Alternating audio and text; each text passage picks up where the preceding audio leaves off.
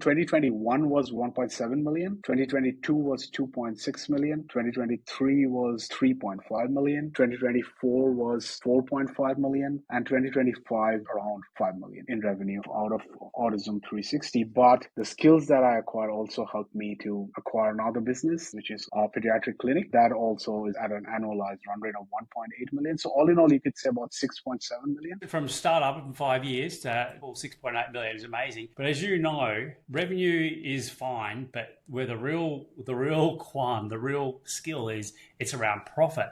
So what's been the change in your profit as well as your revenue over that time? So 2024, we did our EBITDA was around 1.3 more.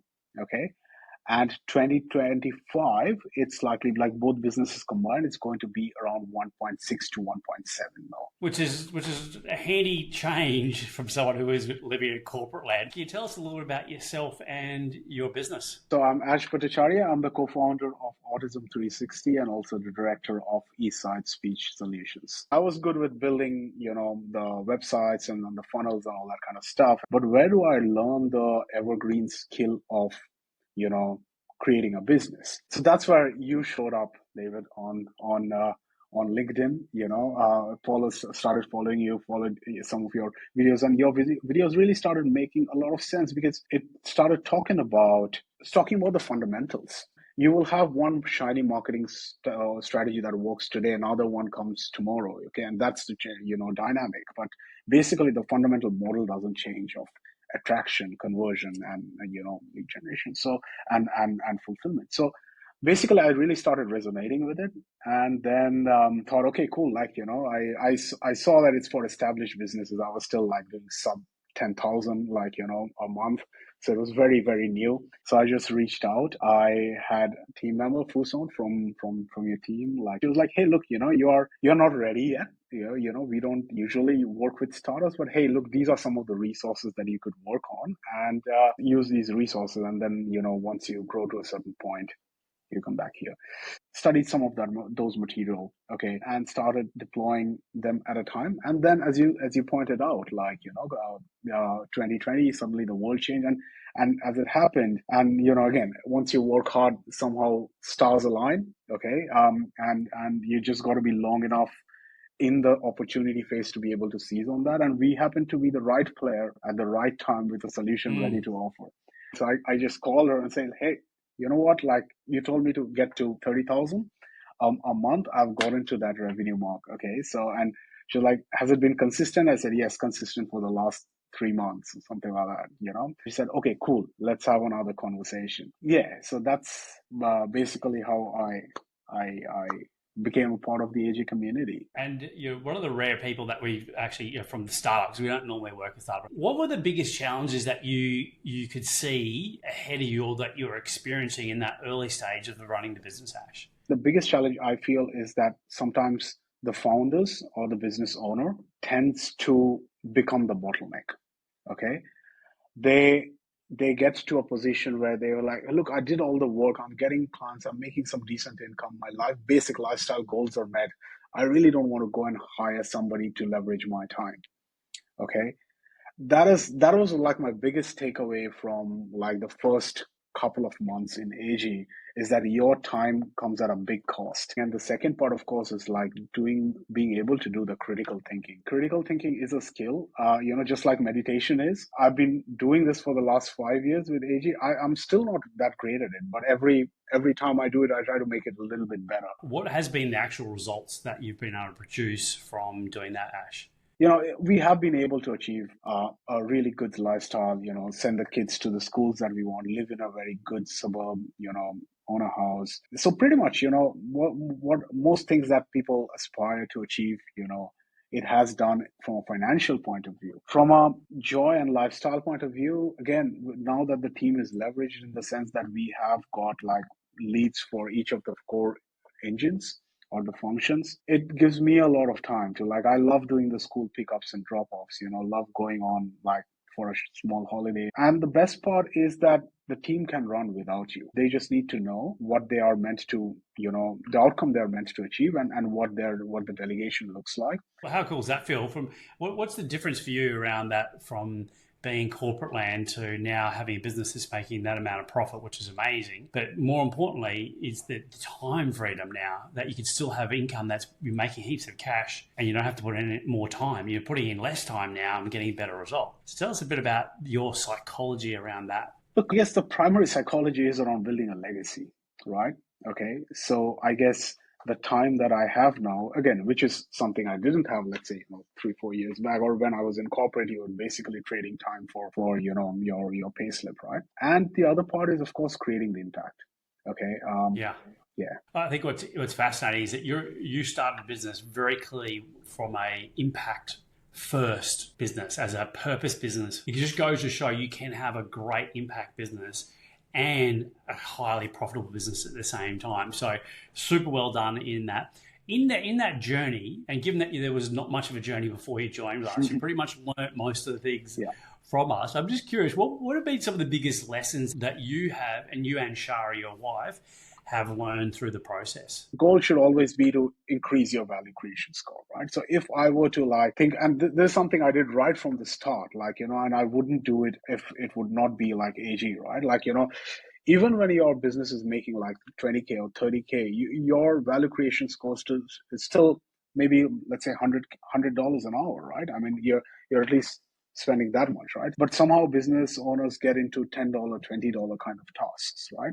That other people just to save on, admin. But if you change that perspective that, hey, look, I could actually do $100 worth of tasks. The second tool that I learned is around, the leadership abilities, okay, in terms of how you structure your company into the 6, core engines. Engine rooms, yeah.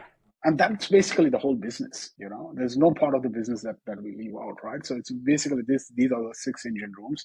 They got to work together, okay, and they got to sing the same song. And that's when you go humming, right? So basically how you can structure your team. So like the next hire I do, where does this person actually fit in, right?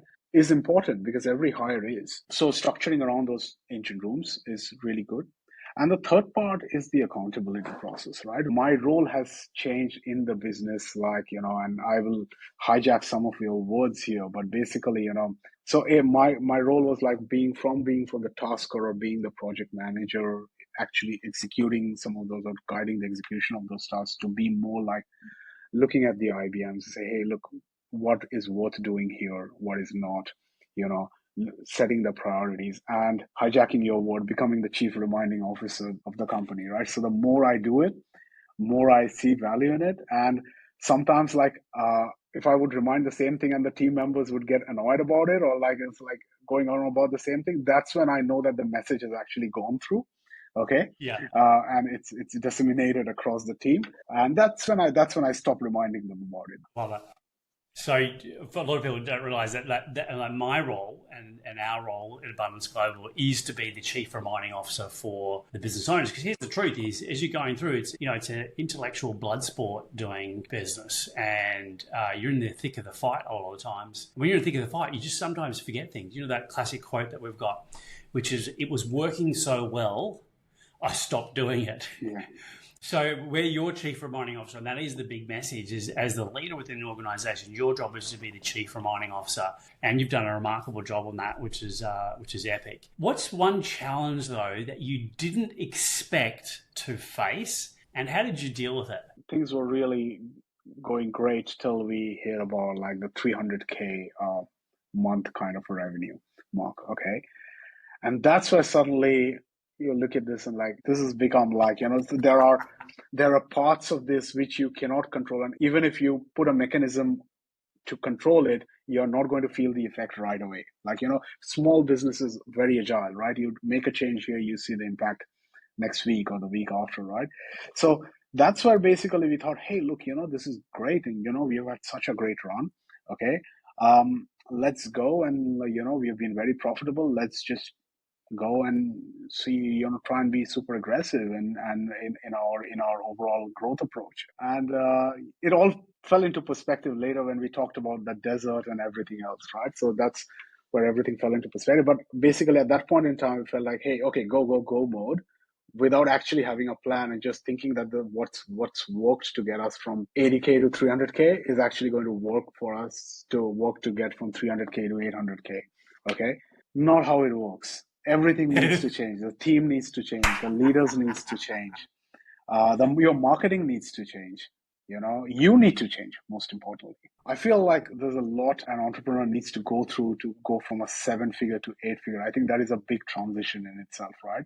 You have achieved something. Like, you're already a 7-figure business. You're already among the top 3, 4% or 5% of businesses, right?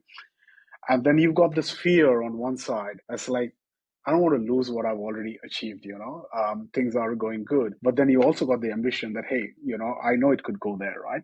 So I guess the biggest thing is around managing those emotions and the mindset around it. I feel like often people or founders like who are burnt out, stressed, they're always like, hey, I'll take care of my health when the business stabilizes. I'll spend more time with my family when I make $1 million in revenue and all these things, right? Like, they just procrastinate for a particular event or a milestone. But what I feel is that milestone, you're always going to be chasing that because that milestone requires you to be who you need to be. Just on that, how does working with us help you with that journey and help you taming that, but keeping the harmony of keeping your healthy family and that going, and also still reaching for the stars and hitting some amazing goals? A part of our job is to show up.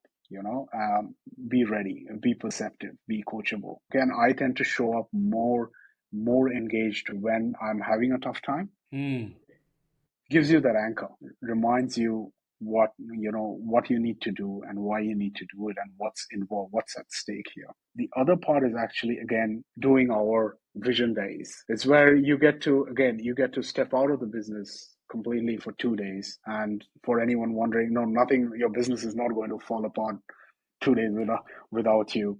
You just get to take a step out 2 days, lock yourself in rooms with people who are going through a similar journey as you are, and just work out what your business needs and put a plan together. Okay. And then the weekly thing is about accountability to that plan. Simple things, but but simple things are often but hard to do. It's simple but not easy. Yeah, it's so true. I love it. You've done such a great job. Also, you have been Shari yourself. Can you share some of the things that have come up with the building a business with your wife? Overall, we complement each other pretty well in terms of skill sets, right? Okay. She takes care of like the innovation and the longer term vision, whereas I make sure the trains come and go on time. You got to play different hats when you are in business versus when you are in home versus when you are with kids, and that alter ego thing, that a workshop that we did some time back is really helpful.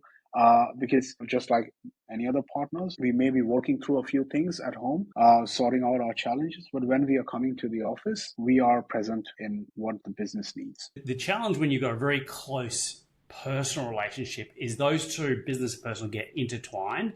And that's when we see things get unstuck. So I love the fact that you've been able to put that into place for Shari yourself. Finish this sentence, Ash. I almost didn't become a member of Abundance Global because I was not ready at that point in time. Like,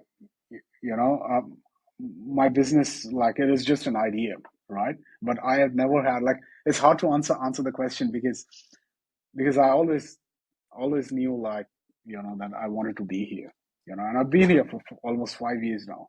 Yeah.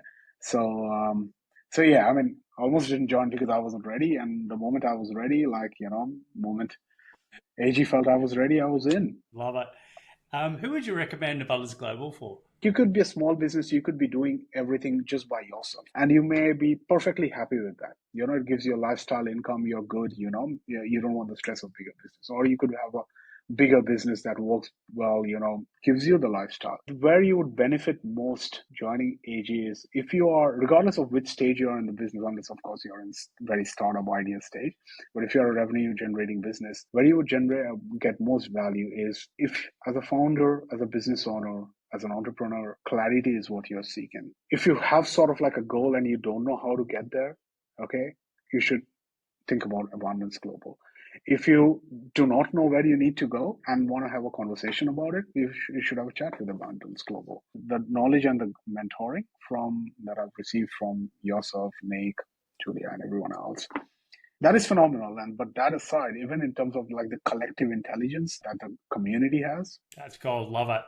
Hey, Ash, if you could write a headline for the journey you've been on so far, what would that be? abundance is everywhere. You need to seek it. Like, you know, there is an abundance of client. There is an abundance of opportunities. There is an abundance of really great people. There's an abundance of wealth. You just need to seek it by going to the right place. And yeah,